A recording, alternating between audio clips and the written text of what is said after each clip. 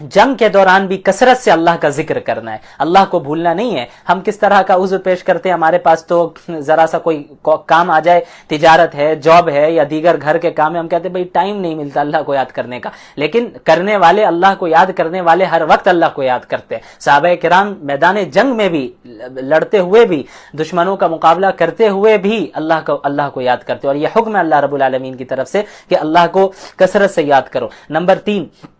اللہ اور اس کے رسول کی اطاعت کرنا، یعنی فالو کرنا، انہیں اوبے کرنا، اللہ اور اس کے رسول کی مخالفت نہیں کرنا۔ نمبر 4، آپس کے اختلاف سے پرہیز کرنا، یعنی تمہارے اندر یونٹی ہونی چاہیے، تمہارے اندر اتحاد ہونا چاہیے، تم آپس میں لڑائی جھگڑے نہ کرنا اور آپس میں فرقوں میں نہ بٹ جانا۔ اور نمبر 5، اگر جنگ میں ناموافق حالات آئیں تو صبر کرنا، یعنی جنگ میں ہو تو ظاہر ہے تکلیف پہنچے یا کچھ ایسے حالات آ جائیں کہ بظاہر ایسا لگے کہ بھئی ہمیں نقصان زیادہ پہنچ رہا ہے، تو صبر سے کام لینا، اللہ پر توکل اور صبر کرتے رہنا۔ نمبر 6، کفار کی طرح تکبر اور ریاکاری کے لیے گھروں سے نہ نکلنا، یعنی اگر تم اللہ کے لیے جنگ بھی کر رہے ہو اور تم اپنے ظلم سے بچنے کے لیے، اپنی رائٹس کو لینے کے لیے جو جنگ بھی کر رہے ہو، اس میں بھی ریاکاری نہیں ہونی چاہیے بلکہ اللہ کی رضا مقصود ہونی چاہیے۔ تو ان 6 اصول کو اگر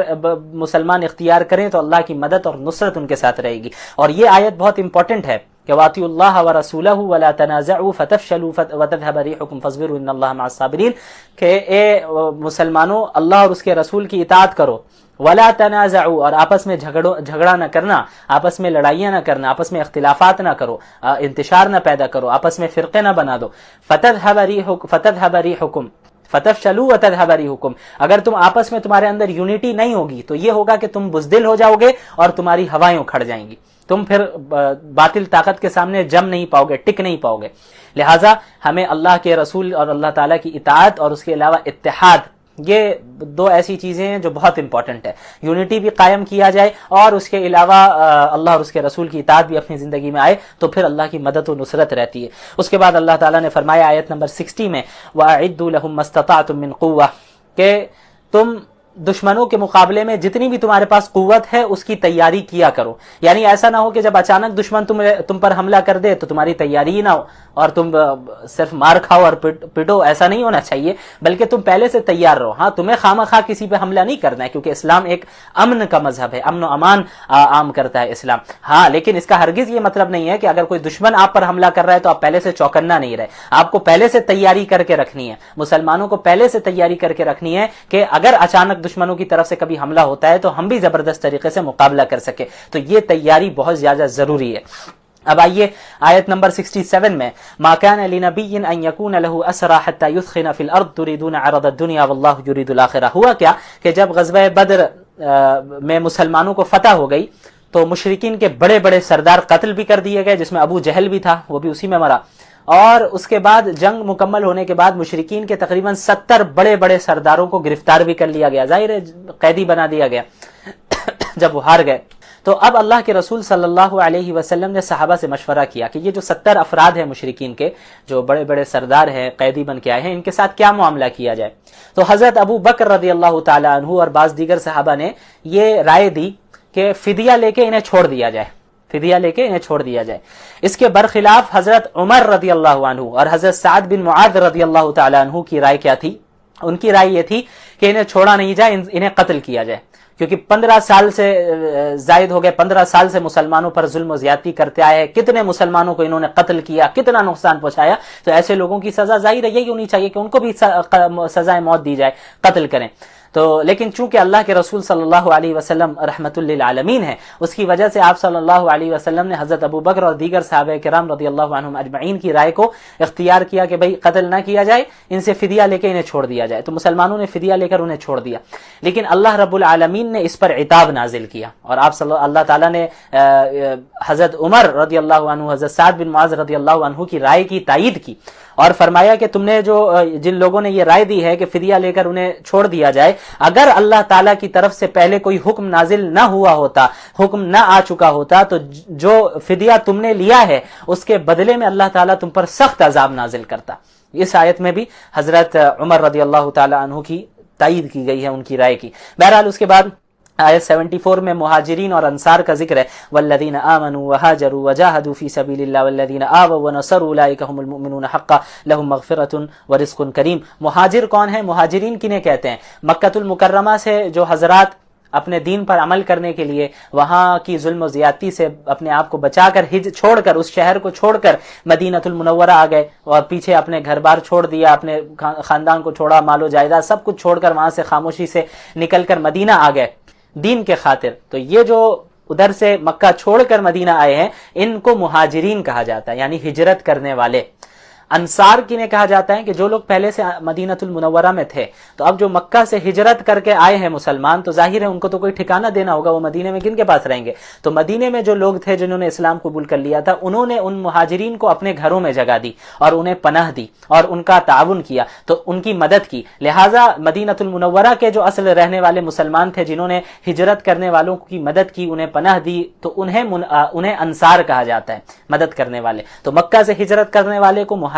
اور مدینے میں جنہوں نے مہاجرین کا استقبال کیا، ان کی مدد کی، انہیں انصار کہا جاتا ہے۔ تو اللہ نے ان دونوں کا ذکر کیا، ان صحابہ کرام کا، اور فرمایا کہ اولئک هم المؤمنون حقا، یہی سچے مومنین ہیں اور ان کے لیے مغفرت ہے اور بہترین رزق ہے، اور ان کے لیے اللہ تعالیٰ نے ان تمام صحابہ کرام کے لیے جنت کا وعدہ کیا۔ اس کے بعد سورہ توبہ کی ابتدا ہوتی ہے۔ اس سورت کا نام سورہ توبہ کیوں ہے؟ کیونکہ اس سورت میں بعض ان مخلصین صحابہ کا ذکر ہے جو کسی وجہ سے غزوہ تبوک میں شریک نہیں ہو پائے تھے، اور اللہ رب العالمین نے پھر انہیں اس بات کا اس پر شرمندگی بھی تھی کہ وہ شریک نہیں ہو پائے، حالانکہ وہ چاہتے تو شریک ہو سکتے تھے لیکن وہ شریک نہیں ہو پائے۔ انہیں اس بات کا اعتراف ہوا کہ مجھے چاہیے تھا کہ میں شریک ہو جاؤں لیکن نہیں ہو پایا، تو ان صحابہ نے پھر توبہ کی، تو اللہ تعالیٰ نے ان کی توبہ کو قبول کیا۔ تو اس واقعے کا ذکر ہے اس سورت میں، اس بنیاد پہ اس سورت کو سورہ توبہ کہا جاتا ہے۔ تو اس کا جو ہے ذکر انشاءاللہ اس سورت کے آخر میں آئے گا، اور 11ویں پارے کی ابتدا میں اس کا ذکر ہوگا۔ بہرحال اس میں جو ابتدا ہوتی ہے براءۃ من اللہ ورسولہ الی الذین عاہدتم من المشرکین، یہ سورت فتح مکہ کے بعد نازل ہوئی۔ تو اب ظاہر ہے کہ اب اسلام کو اقتدار حاصل ہو گیا، اسلام کو حکومت حاصل ہو گئی، تو اب جو مشرکین ہیں جو ہر وقت ستاتے آئے، پریشان کرتے آئے، اب وہ محکوم ہو گئے، تو ان کے ساتھ اعلان کیا جا رہا ہے کہ بھئی اب آپ کے پاس یہ ہے کہ یا تو آپ اسلام میں داخل ہونا چاہے ہو جائیں، یا آپ جزیرۃ العرب سے چھوڑ کر جانا چاہیں، اس کو شہر کو، ملک کو باہر جانا چاہے، اب آپ جا سکتے ہیں۔ یعنی یہاں اب اسلامی حکومت قائم ہو گئی، اب یہاں اللہ کا نظام چلے گا، قرآن کا نظام چلے گا۔ تو اب آپ کو اسلام میں داخل ہونا ہے تو اسلام میں داخل ہو جائیں، آپ ملک کو چھوڑ کر جانا چاہتے ہیں تو چھوڑ کر چلے جائیں۔ 4 مہینے تک کی مہلت آپ کو مل رہی ہے، اس کے اندر آپ اپنا فیصلہ کر لیجئے، خود آپ کا اختیار ہے۔ اس کے علاوہ وہ مشرکین جن سے کوئی ایگریمنٹ اور معاہدہ کیا ہوا تھا پہلے سے ایک مدت تک، تو اب وہ اس مدت کو پورا کرنے کا حکم ہے، جن کے ساتھ معاہدہ ہوا ہے اور ایگریمنٹ کا معاملہ ہے کہ بھئی امن و امان قائم رکھیں گے اور آپس میں جنگ نہیں کریں گے، تو انہیں بھی جو ہے اس مدت کی مہلت دی گئی، اس مدت تک۔ اس کے بعد انہیں بھی یہی ہے کہ بھئی آپ کو اسلام میں داخل ہونا ہے ہو جائیں، ملک چھوڑ کر جانا ہے چلے جائیں، یہاں اب حکومت تو اسلامی نظام کے مطابق ہی ہوگی۔ بہرحال اس کے بعد آئے آیت نمبر 17 میں سورہ توبہ کی، ما کان للمشرکین ان یعمروا مساجد اللہ شاہدین علی انفسہم بالکفر۔ اس میں ابھی مشرکین کا ذکر چلا آ رہا ہے، یہاں مشرکین کی اس بات کا ذکر ہے کہ وہ مسلمانوں پر فخر کیا کرتے تھے مسلمانوں کے سامنے کہ بھئی ہم تو حاجیوں کی خدمت کرتے ہیں، ہم حرم کی تعمیر کرتے ہیں، کعبے کی تعمیر کرتے ہیں، اس سے بہتر عمل کیا ہو سکتا ہے؟ یعنی یہ بتا رہے ہیں کہ تم تو کیا ہمیں دین کی دعوت دے رہے ہو، ہم تو خود آلریڈی اتنی اچھی خدمت کر رہے ہیں۔ تو اللہ تعالیٰ نے فرما دیا کہ بھئی یہ حاجیوں کی خدمت کرنا، زمزم پلانا، کھلانا پلانا، حاجیوں کو تعمیر کرنا حرم کی، سب اپنی جگہ پر، لیکن یہ اعمال اسی وقت قابل قبول ہوں گے جب ایمان ہوگا۔ یعنی اگر ایمان نہیں ہے تو مشرک کا کوئی عمل قابل قبول نہیں ہونے والا، چاہے جتنے بھی اخلاص کے ساتھ وہ عمل کرے، وہ غریبوں کو کھلائے، حاجیوں کو کھلائے، کعبے کی تعمیر کرے، اس سے کوئی فرق نہیں پڑنے والا ہے۔ جب تک ایمان نہ ہو تب تک کوئی عمل صالح اللہ کے نزدیک قابل قبول نہیں ہونے والا۔ اس کے بعد غزوہ حنین کا ذکر ہے۔ فتح مکہ کے بعد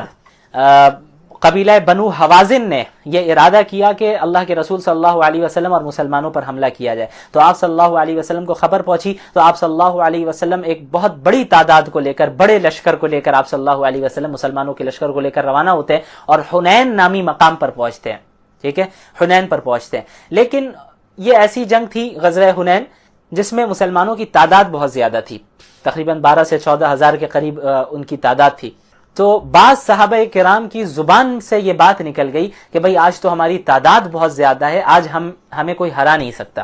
تو اللہ رب العالمین کو یہ بات پسند نہیں آئی، تو اللہ تعالیٰ نے مسلمانوں کو اس جنگ میں آزمائش میں ڈالا کہ جب مسلمان ایک تنگ وادی سے گزر رہے تھے تو یہ قبیلہ حوازن کے جو تیر انداز تھے انہوں نے ایک بار میں زبردست طریقے سے تیروں سے حملہ کیا، اور اس طرح حملہ کیا کہ مسلمانوں کی جو صفیں تھی وہ منتشر ہو گئی، مسلمان بالکل منتشر ہو گئے اور سب ادھر ادھر بھاگنے لگ گئے، کیونکہ کچھ سمجھ میں نہیں آ رہا اچانک اس طرح حملہ ہونے لگا. تو لیکن بہرحال اللہ کے نبی صلی اللہ علیہ وسلم ثابت قدم رہے اور بعض دیگر صحابہ کرام ثابت قدم رہے، اور پھر اخیر میں حضرت عباس رضی اللہ تعالیٰ عنہ نے آواز لگائی انصار اور مہاجرین کو اور پکارا کہ رسول اللہ صلی اللہ علیہ وسلم آئے، تو دوبارہ سارے مسلمان اکٹھا ہوئے اور پھر زبردست طریقے سے ان کا مقابلہ کیا اور مسلمان اس جنگ میں بھی غالب آئے، جیت گئے. لیکن شروع میں اللہ تعالیٰ نے آزمائش میں مبتلا کیا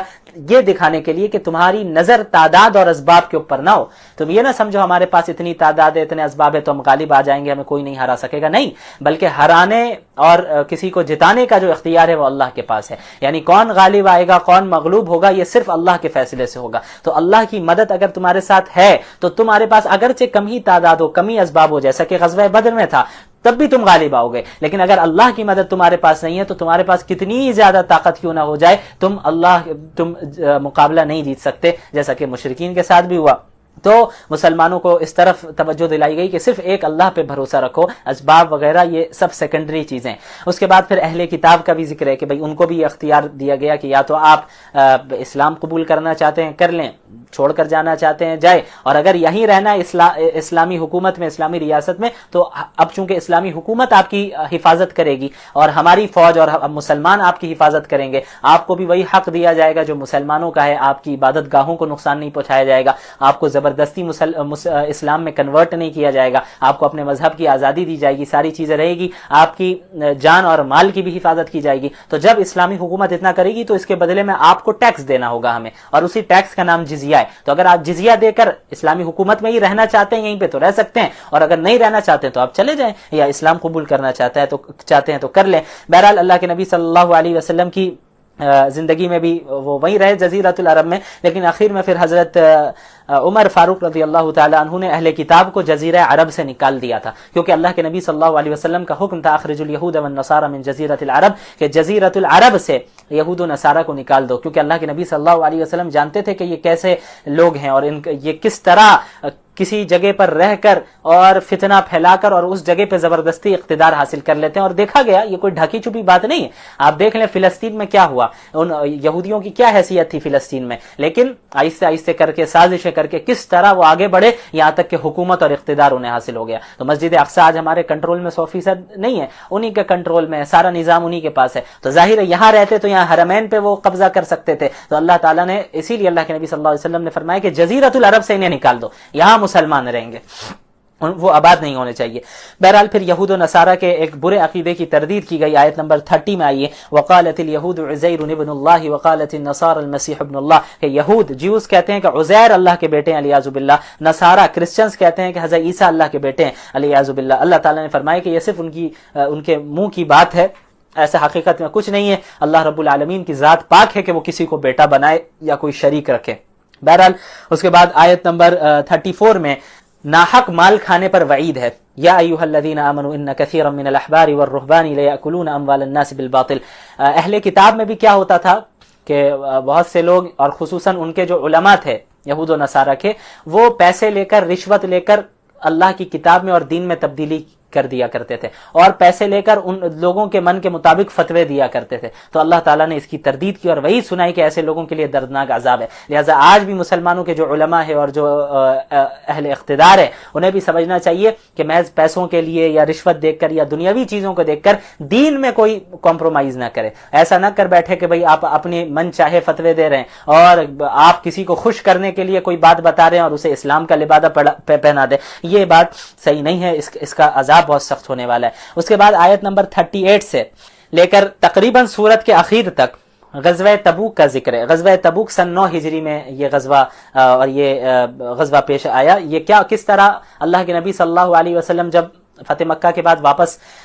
لوٹ آئے مدینہ المنورہ تو آپ صلی اللہ علیہ وسلم کو خبر پہنچی کہ جو رومی بادشاہ ہے ہرقل، وہ مدینے پر زبردست حملہ کرنے کا ارادہ کر رہا ہے، تو آپ صلی اللہ علیہ وسلم نے صحابہ کو مقابلے کے لیے تیار کیا اور تقریباً 30,000 کے لشکر کو لے کر آپ صلی اللہ علیہ وسلم تبوک کی طرف روانہ ہوئے۔ لیکن یہ وقت بہت آزمائش کا تھا، کیونکہ ایک سب سے پہلی چیز مقابلہ بھی کس سے ہو رہا ہے؟ رومن امپائر سے، رومی سلطنت سے، اور وہ اس وقت کا، وہ آپ سمجھے اس وقت کی وہ سپر پاور تھی، وہ حکومت اتنی بڑی حکومت تھی، اور یہاں سے اللہ کے نبی صلی اللہ علیہ وسلم مسلمانوں کی تعداد ان کے مقابلے میں بہت کم، صرف 30,000 کی تعداد میں یہاں سے جا رہے۔ دوسری چیز، بہت سخت گرمی کا موسم تھا اور کھجوریں بالکل پک چکی تھی، یعنی اب کھجوروں کو توڑنے کا اور اتارنے کا وقت تھا، اور اسی پر ان کے پورے سال کا سمجھے آپ کے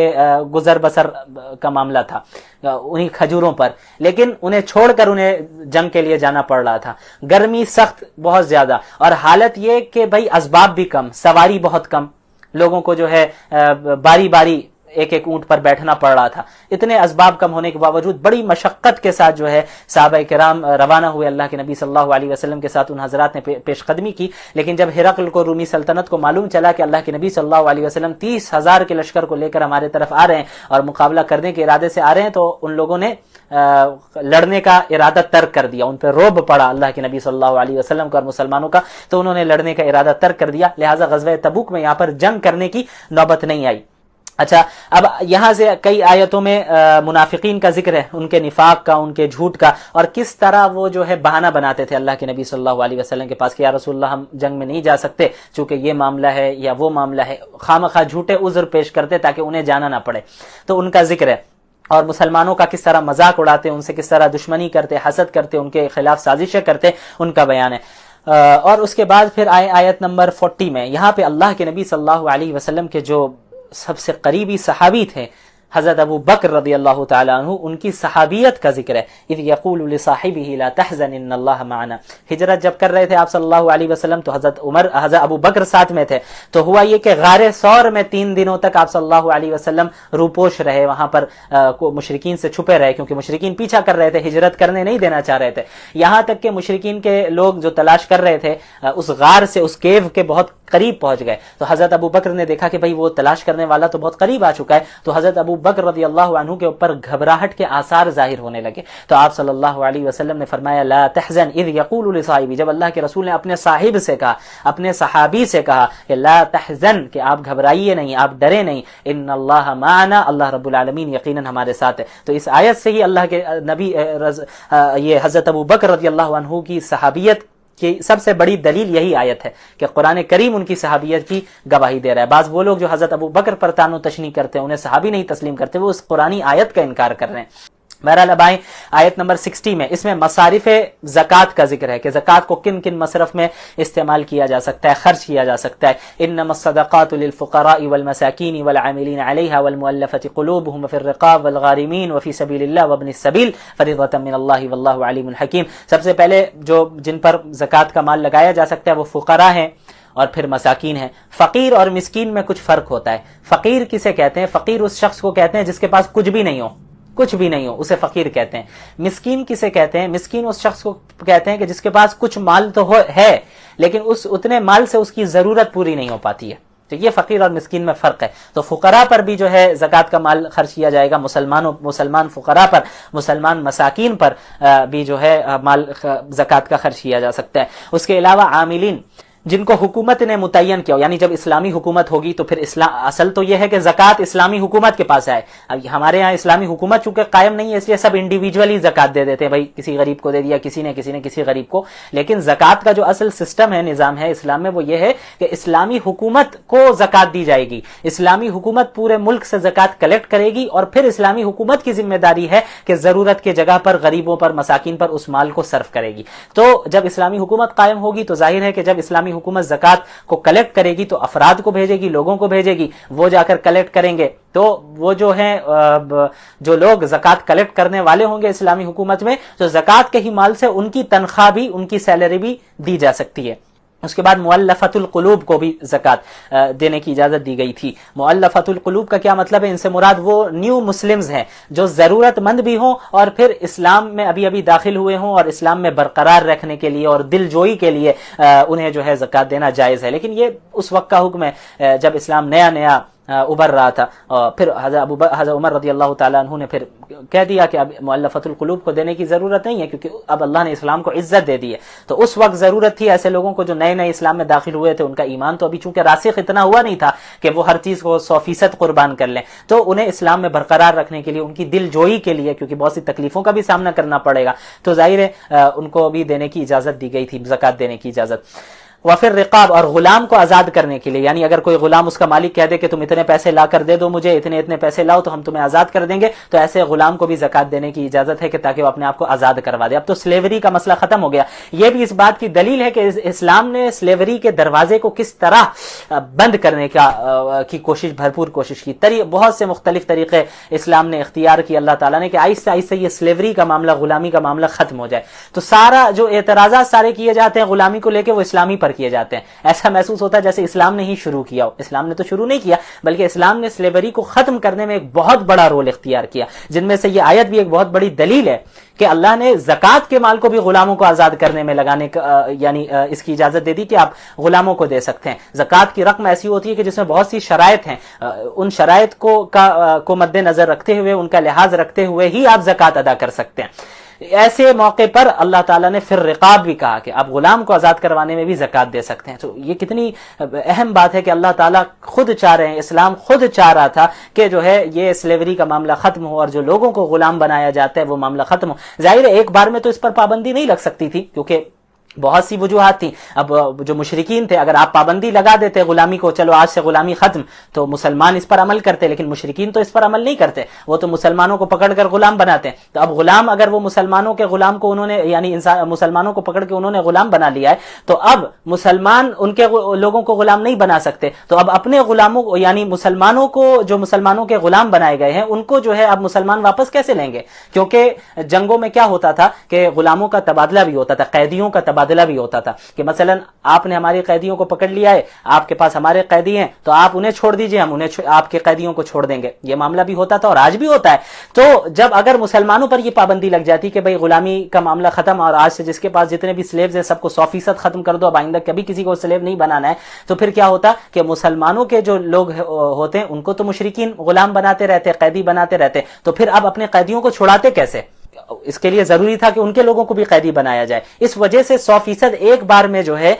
اس کی ممانعت نہیں آئی اور اس کو منع نہیں کر دیا گیا, یا سلیوری کو ختم کرنے کا حکم نازل نہیں ہوا. البتہ اس کی طرف اشارے کر دیے گئے اور بہت سے ایسے اعمال دیے گئے اور بہت سے ایسی چیزیں کرنے کا حکم دیا گیا, بہت سے گناہوں کا کفارہ یہ دیا گیا کہ بھئی آپ غلام آزاد کیجئے. اور غلام آزاد کرنے کی جو فضیلت ہے اور جو اجر و ثواب ملنا ہے اس کو بیان کیا گیا. تو کتنے لوگوں نے جو ہے بس اس اجر و ثواب کو حاصل کرنے کے لیے کتنے غلاموں کو آزاد کیا. بہرحال اس کے بعد غارمین کا ذکر ہے, یعنی جو مقروض ہو, جس کے اوپر بہت زیادہ قرض ہو, اس کو قرض سے نجات دینے کے لیے اس کو زکوٰۃ دی جا سکتی ہے. فی سبیل اللہ, یعنی وہ مجاہد جو جہاد و قتال پر جا رہا ہے لیکن اس کے پاس سواری وغیرہ کا سامان نہیں ہے, تو اس کو بھی زکوٰۃ دی جا سکتی ہے. اس کے علاوہ ابن السبیل, یعنی جو مسافر ہو, اس کو بھی زکوٰۃ دی جا سکتی ہے. ایسا مسافر بھی جو حقیقت میں اگرچہ ہو امیر, لیکن اس کے پاس پیسے جو اس کے ہے وہ ہے اس کے گھر میں, اس کے شہر میں, اور جہاں وہ سفر کر رہا ہے وہاں وہ بیچارہ ضرورت مند ہو گیا. اب کوئی راستہ ہی نہیں نکل رہا ہے کہ بھئی وہ پیسے کہاں سے لائے, اب اپنے شہر سے منگا بھی نہیں پا رہا. آج کے دور میں سمجھے کہ اب اس کے پاس ATM وغیرہ کا بھی کوئی انتظام نہیں ہے, امیر تو ہے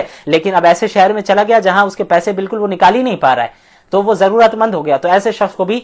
زکوٰۃ دی جا سکتی ہے.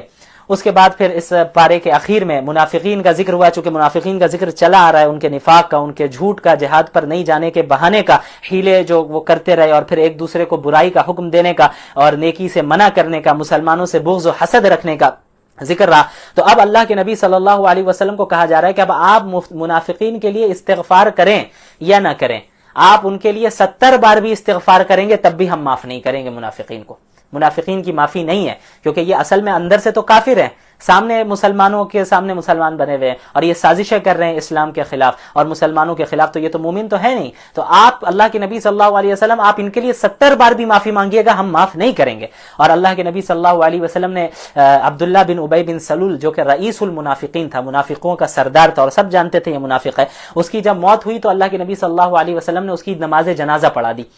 اس امید میں کہ شاید اللہ تعالیٰ معاف کر دیں. تو فوراً اللہ کی طرف سے آیت نازل ہوئی, وَلَا تُصَلِّ عَلَىٰ أَحَدٍ مِّنْهُمْ مَاتَ أَبَدًا وَلَا تَقُمْ عَلَىٰ قَبْرِهِ. آپ نہ ہی کسی منافق کی نماز جنازہ پڑھائیے اور نہ ہی ان میں سے کسی کی قبر پر دعائے مغفرت کے لیے کھڑے ہوئیں.